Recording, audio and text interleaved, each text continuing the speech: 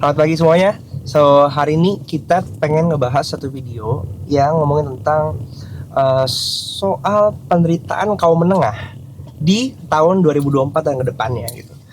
Video gue yang ngomongin tentang deflasi itu ternyata skyrocketing to the moon ya. Banyak banget orang yang nonton dan banyak orang yang berkomentar juga di sana dan menarik gitu. Dan hari ini bahwa gini ya, ketika kita ngomongin deflasi, ini adalah sesuatu yang merugikan. Sebenarnya bukan gini, nggak hanya merugikan kita sebagai konsumen, tapi para pelaku-pelaku usaha dan industri itu juga terkena dampaknya. Karena ini kita dalam ekonomi itu berada dalam satu ekosistem ya. Ada penjual, ada pembeli gitu. Ketika pembelinya nggak punya daya beli, artinya akan berimpact terhadap produsen atau penjual kayak gitu. Dan satu pasokan rantai ekonomi itu akan terganggu. Maka peran pemerintah itu krusial di sini. Sekarang kalau kita ngomongin tentang peran pemerintah, gitu kan, ditambah dengan sekarang banyak banget kebijakan-kebijakan yang menurut gua tuh absurd, ya nggak sih? Kalau coba komen pandangan kalian mengenai kebijakan-kebijakan pemerintah yang saat ini rasanya membebani kita, nggak cuman sebagai pelaku usaha, tapi juga yang paling penting adalah sebagai masyarakat pada umumnya gitu. Oke. Kalau gue tadi gue ngelihat satu konten dari Big Alpha, dia ngomongnya gini. Gue buka dulu bentar. Ini kebijakan yang tak pro kelas menengah sebagai kita nih sebagai tulang punggung negara. Karena mayoritas kelas menengah itu ada yang populasinya paling banyak ya, dan kita tuh kegencet gitu. Kalau kalian sempat nonton videonya Timothy, dibilang gini, orang yang kaya banget, ada menengah golongan atas gitu, dan golongan bawah itu tuh mereka yang punya privilege.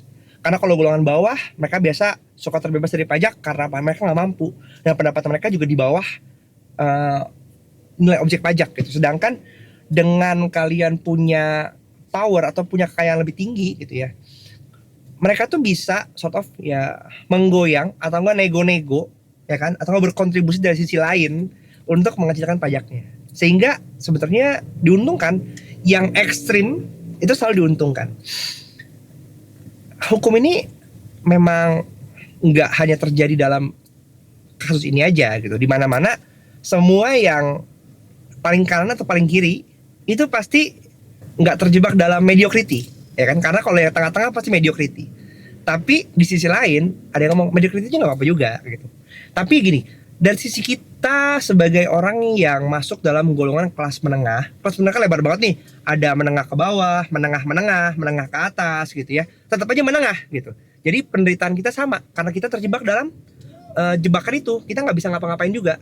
Dan dari sini kita bahas kebijakan-kebijakan yang tidak pro kelas menengah berdasarkan Big Alpha ini ya. Coba kita lihat. Data di sini dibilang data kelas menengah itu 9,48 juta orang gitu 5 tahun terakhir ya. Dan banyak yang ngomong tentang deflasi, daya beli menurun. Banyak orang-orang yang dia itu awalnya ada di golongan kelas menengah, dia turun pangkat ke golongan bawah. Karena apa? Karena pendapatannya menurun drastis, sehingga mereka ya keganggu ekonominya. Kita lihat program bantuan pemerintah pertama ya, pandemi COVID-19, diskon listrik, diskon 50% untuk daya 450 volt ampere dan diskon 20% untuk daya 900 volt ampere. Ya, kalau kita lihat di sini memang ini konsumsinya dayanya kecil ya. Kalau kalian rumah-rumah yang lumayan mewah pasti udah di atas ini gitu. BLT, UMKM, dan BPUM untuk pelaku UMKM. Oke, ini oke, menurut gue ini cukup oke ya. BSU atau BLT subsidi gaji untuk pekerja di bawah PPKM level 3 dan 4 dan gaji di bawah 3,5 juta. Ya, kalau kalian di Jakarta dengan UMP berapa sekarang ya? 5 juta atau 6 juta gitu ya. Dengan 3,5 juta berarti emang rendah banget kalau dapat subsidi, iya. Tapi kalau kalian yang gajinya udah 6 juta ke atas atau enggak 5 juta nggak dapet ya kan? Atau nanti di atas 3,5 juta deh, itu nggak dapet ya. Of course merugikan, kalian jadi nggak dapet bagiannya kan, ya kan. balik lagi ke konsep tadi gitu, yang paling bawah diuntungkan karena apa? Merasa bahwa kalau yang paling bawah itu nggak bisa, harus dibantu, sedangkan yang menengah-menengah ini, yang sandwich tengah-tengah tanggung, bansos tunai untuk menerima manfaat yang sudah ditentukan pemerintah. Ini juga sama. Kalau kita melihat kasusnya gitu ya, bansos tunai ini kan diberikan dari pemerintah struktur hierarkikal ke bawah gitu ya, struktur hierarkikal ke bawah, yang dimana kita tahulah dalam habit dan budaya ini bukan menjelek-jelekan, tapi kita mau berbicara fakta aja bahwa dalam budaya pemerintahan Indonesia, potongan-potongan liar itu udah common banget, ya kan? Dapatnya 100, jatahnya 100, sampai bawah tinggal 10. Karena sebelum sampai paling bawah, sampai penerima, itu udah banyak potongan-potongannya gitu. Dan yang motong itu gimana ya? Capek dah. Jadi ini gak efektif ya. Walaupun kaum menengah nggak bisa dapat gak? Ya, ditentukan pemerintah. Biasa akan diprioritaskan ke yang susah, ya kan? Kartu sembako 16 bulog untuk menerima bantuan sosial tunai. Ya, oke lah. Terakhir, kartu prakerja untuk yang belum bekerja atau kehilangan pekerjaannya. Oke. Ini kita bahas ya. Kartu prakerja. Menurut gua dibandingkan dengan program-program bantuan yang lainnya, kartu prakerja ini yang menurut gua berbeda. Karena kalau misalnya kita liatin, yang lain itu sifatnya subsidi, bantuan untuk kehidupan sehari-hari ya. Prakerja ini beda, dia sifatnya untuk pendidikan. Ketika kita ngomongin pendidikan, sulitnya adalah minat masyarakat Indonesia untuk sadar bahwa pendidikan itu penting dan bisa mengubah nasib hidup kita itu luar biasa rendah gitu. Memang kalau kita lihat secara histori, kartu prakerja saat pertama kali diluncurkan itu kan pas COVID ya. Itu kita memang melihat bahwa kartu prakerja juga berperan sebagai bantuan sosial. Dengan cara apa? Ya dengan cara orang penerima. Ini kan ada kurasinya, ada seleksinya gitu ya. Dan mekanismenya kan secara sistem kayak gitu. Beda dengan tipikal bantuan sosial pemerintah lainnya yang manual gitu. Ini sistem by sistem. Jadi kamu diajak untuk registrasi online, kemudian nanti yang berhasil mendapatkan itu akan dipilih by sistem gitu. Dan menurut saya ini advance sekali gitu untuk skala program pemerintah. Kemudian kalian diwajibkan untuk mengambil pelatihan dulu, mengerjakan training, baru kemudian turun tuh insentif bantuan sosialnya.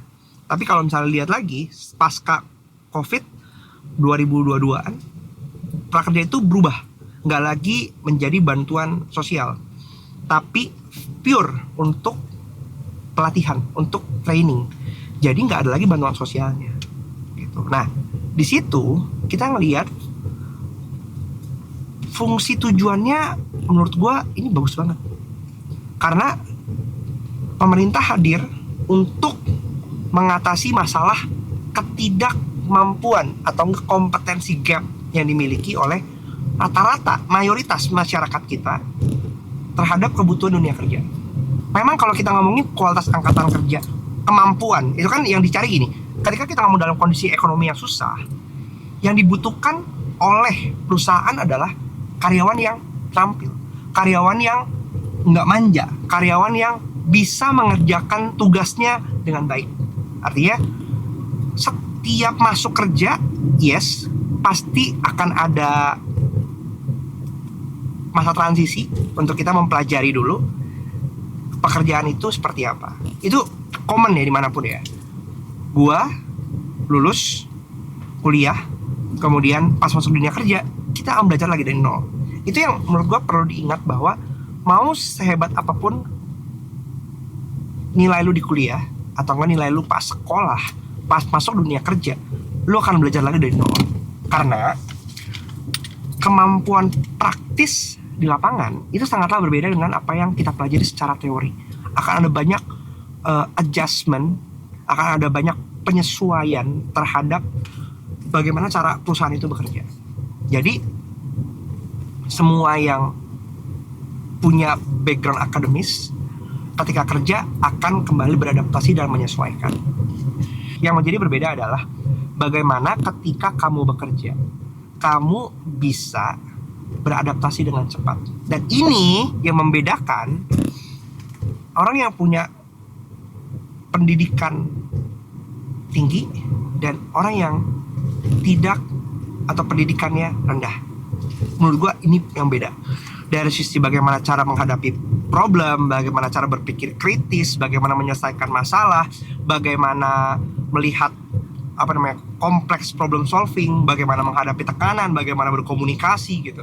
Menurut gua ini yang menjadi pembeda untuk orang yang punya akademis tinggi dan tidak.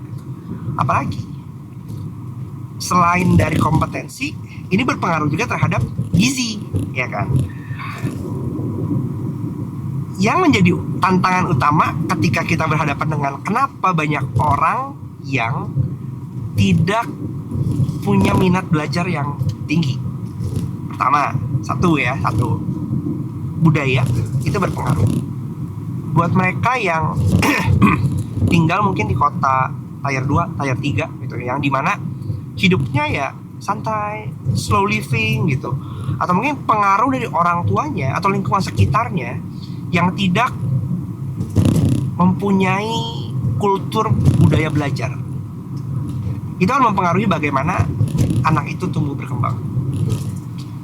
Tapi bukan berarti orang yang tinggal di kota tier 2, tier 3 itu enggak punya hal itu, enggak. Gua ngelihat banyak banget orang tua yang gini. Orang tuanya itu pendidikannya standar, bahkan relatif mungkin pendidikannya SD gitu ya, SMP, tapi dia pengen anaknya punya pendidikan yang bagus. Maka dia mendorong anaknya jangan sampai kayak bapak ibu, kamu belajar yang tinggi, sekolah yang tinggi. Sehingga ketika ada kesempatan itu dikejar. Dan menurut gua itu bagus banget. Itu bagus banget. Tadi kita ngomongin gizi, lalu kemudian budaya. Gizi ya, kita ngomong gizi. Gizi sama juga. Anak-anak yang makannya karbohidrat terus dibandingkan dengan anak-anak yang makannya protein, punya lebih banyak mengonsumsi protein, pasti punya kualitas otak atau tumbuh kembang yang berbeda juga. Kayak gitu, itu nggak bisa dipungkiri. Tapi rata-rata orang Indonesia kan sama ya. Banyak kan dari kita masih hidup dalam garis di kaum menengah dan juga mungkin banyak di bawah garis kemiskinan gitu. Sehingga itu mempengaruhi makanan yang kita masuk, kualitas gizi, tumbuh kembang, dan akhirnya kemampuan alami kita. Sehingga ya berpengaruh terhadap nanti kualitas SDM-nya. Nah, tapi dengan adanya prakerja sebenarnya, pemerintah tuh sadar bahwa pendidikan itu penting. Kalau misalnya biaya pendidikan itu mahal, ini pemerintah hadir loh, memberikan ibaratnya kayak beasiswa, sama kayak LPDP gitu ya. Tapi kalau kita ngomong LPDP ini kan, LPDP adalah satu eksklusivitas. Mereka harus kuliah dulu, mereka harus mungkin punya skill set bahasa asing untuk sekolah di luar kayak gitu. Walaupun beasiswa, tapi peruntukannya berbeda, marketnya beda gitu. Prakerja itu ditujukan untuk masyarakat umum. Even kalau untuk masyarakat yang pengetahuan atau skill set dasar aja masih belum bisa. Dan sifatnya praktis, vokasi. Sehingga apa? Bisa membantu masyarakat untuk bisa langsung bekerja dalam industri padat karya, yang dimana itu bisa langsung berkontribusi kepada UMKM gitu. Entah itu bekerja sebagai pekerja karyawan, employee, atau kalau mereka punya inisiatif lebih, mereka bisa bangun usahanya sendiri atau UMKM gitu kan. Nah, jadi kalau misalnya gue bilang dilihat gini, prakerja ini hanya untuk mereka yang belum bekerja dan kehilangan pekerjaan. Salah, lu kurang jauh mainnya ya.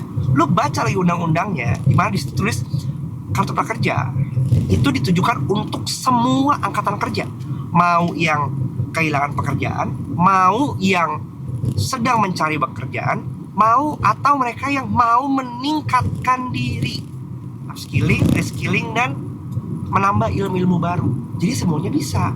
Tinggal masalahnya yang menjadi pertanyaan gue lagi nih, apakah semua orang, mungkin yang kalau mereka yang benar-benar nggak punya atau minim akses, ya, itu akan nunggu, karena prosesnya lumayan lama ya. Untuk bisa dapat pun bukan yang kayak lu daftar kemudian lu daftar langsung dapat gitu, enggak. Ini daftar, diseleksi, dikurasi, dan pasti pengumuman belum tentu dapat gitu. Karena apa? Ya jumlah kuota yang ada dibandingkan dengan orang yang tertarik untuk join itu jomplang, sehingga ya jadi kayak kerucut di funnel gitu loh. Apa namanya? Kerucut. Jadi masuknya banyak, keluarnya dikit gitu, karena kuota pemerintah. Balik lagi, hubungannya sama apa kuota pemerintah? Sama APBN, ya kan? Tapi banyak loh, setahun ini bisa sekitar 1 juta dibandingkan kalau kita ngomong tentang balai-balai pelatihan yang saat ini ada gitu ya. Ya probably skalabilitasnya jauh lah, karena ini bisa dilakukan ada online dan offline ya. Jadi dengan peran teknologi online, artinya satu kelas, satu pelatihan bisa diakses oleh banyak murid gitu. Dan ini nggak terbatas ruang dan waktu. Jadi menurut gua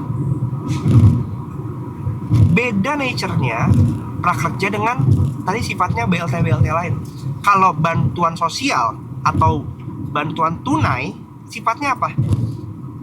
Lu mau makan, dikasih ikan, ya, ini dikasih ikan.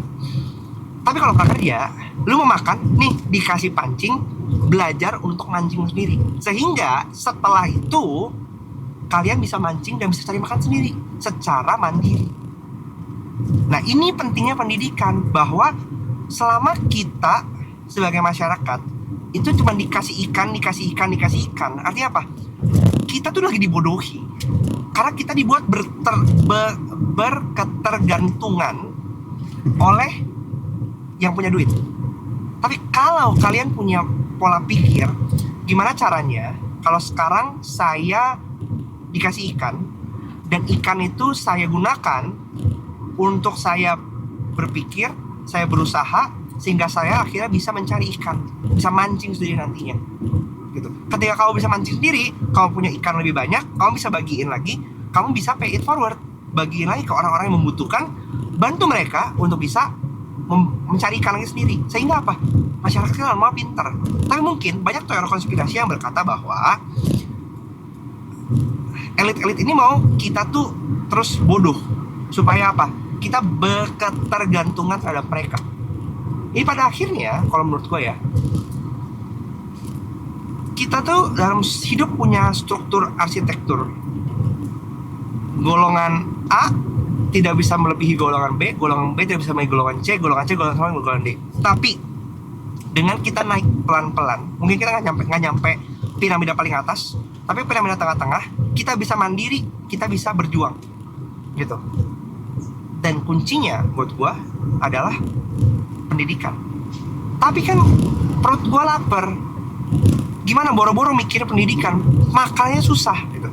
Ini masalah telur sama ayam. Mau lapar tapi nggak mau belajar, tapi kalau nggak belajar akan terus lapar. Pilihannya mana gitu? Kalau buat gue yang realistis adalah saat ini yang ada di hadapan kita apa? Apakah kita punya akses? Oh, gue punya nih privilege untuk belajar dulu.